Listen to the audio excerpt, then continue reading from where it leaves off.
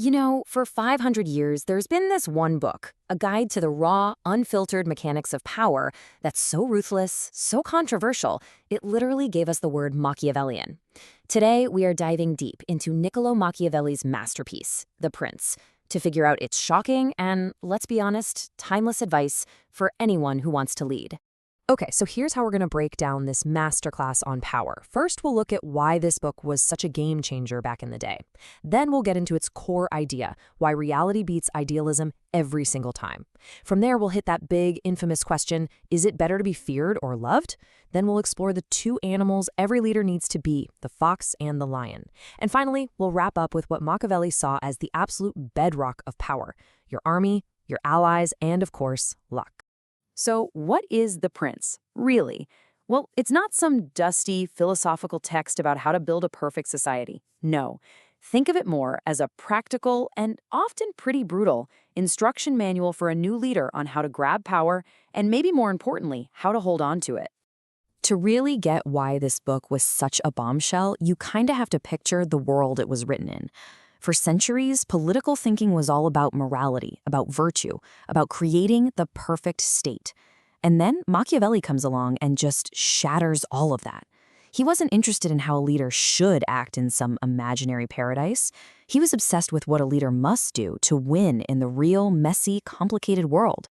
And that brings us right to the heart of his entire argument. See, Machiavelli's whole philosophy rests on this one powerful foundation.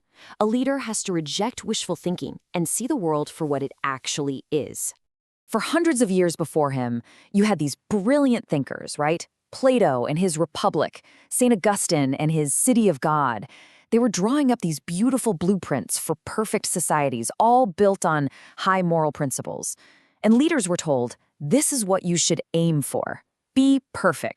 But this is where Machiavelli just drops a truth bomb.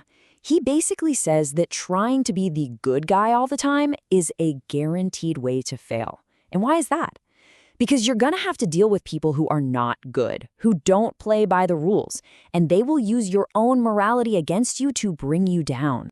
And this right here, this distinction, is the core of his revolution.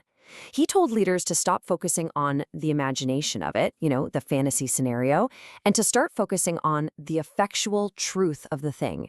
In other words, forget what sounds nice, what actually works, what gets you real results in the real world. That's all that matters. So this leads to a pretty startling piece of advice. A leader has to learn how not to be good. Now, this doesn't mean you should be evil just for the fun of it, not at all. It's about pragmatism. It's about understanding that sometimes to ensure the survival and stability of your state, you might have to be cruel or break a promise. Morality becomes just another tool in the toolbox to be used or put away depending on what the situation demands. Okay, so if you're willing to set aside being good, where does that logic take you?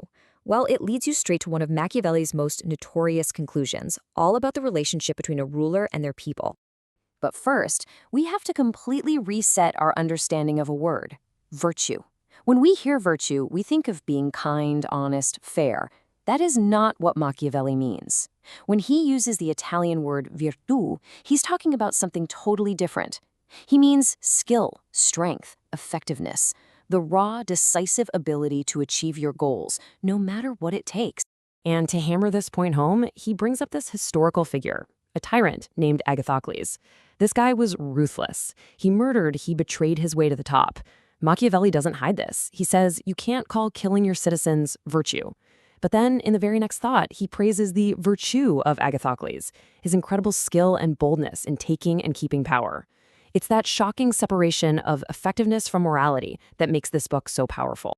So, with this new, cold-blooded definition of virtue in our minds, Machiavelli asks what is maybe the most famous question in all of political philosophy. Now, he's a realist. He admits that, yeah, it would be awesome to be both loved and feared, but if you have to pick one, he says it is much safer to be feared, and his logic is simple. Love is a gift from other people, and people are fickle. They can take it away whenever they want. But fear is based on the threat of punishment, and that's something you, the prince, can control completely. But, and this is a really critical point, being feared is not the same as being hated. You want to avoid being hated at all costs, and he gives one very specific rule for this. Do not touch your subjects' property or their women. His reasoning is so cynical but so sharp. He says people are so attached to their stuff, they'll get over a family member's death faster than they'll get over losing their inheritance. All right, so if you can't always be good and you're aiming to be feared but not hated, what tools do you actually use to rule?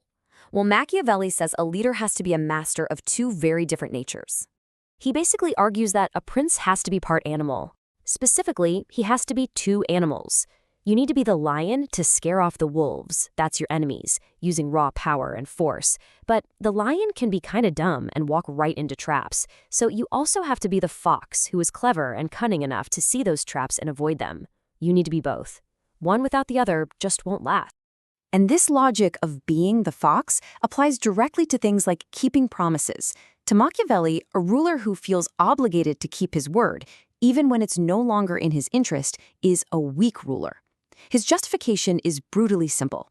Other people are untrustworthy and will break their promises to you, so you have absolutely no obligation to keep your promises to them. It's a game, and you have to be willing to be deceptive to win. So you see what this is all about? It's all about perception management.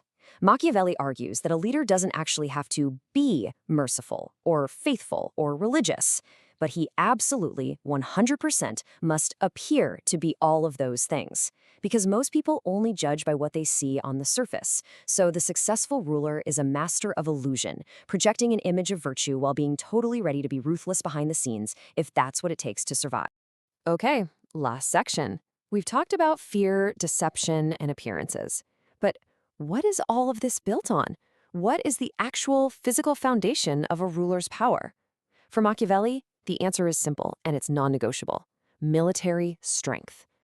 Now, this is a pretty radical thought. Most of us would probably say that good laws are the foundation of a stable country. But Machiavelli just flips that completely on its head. He says military power comes first. You need a strong army to create the safety and security for good laws to even matter. Without good arms, laws are just suggestions. And he gets really practical here. When he talks about good arms, he's very specific. He absolutely despises mercenaries, soldiers for hire. He calls them useless and dangerous because their only motivation is a paycheck. They have no real loyalty. The only army you can truly count on, he says, is one made up of your own citizens, people who are fighting to protect their own homes and families. But look, even if you have the best army and the cleverest plans, you still can't control everything. There's always that random element of chance, of luck. Machiavelli had a name for this: fortune. He pictured it as a wild, raging river that could sweep away everything in its path. But, he said, a smart leader can build dams and barriers to prepare for the flood and direct the flow.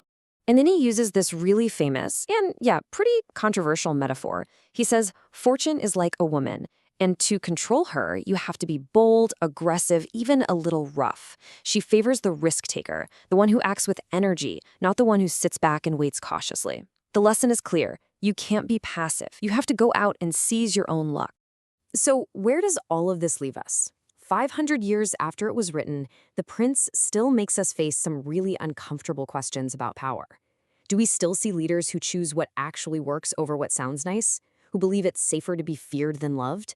Who know how to be both the clever fox and the powerful lion? Machiavelli wrote his guide for a prince living in Renaissance Italy, but you have to ask yourself, are its lessons and its warnings still all around us today?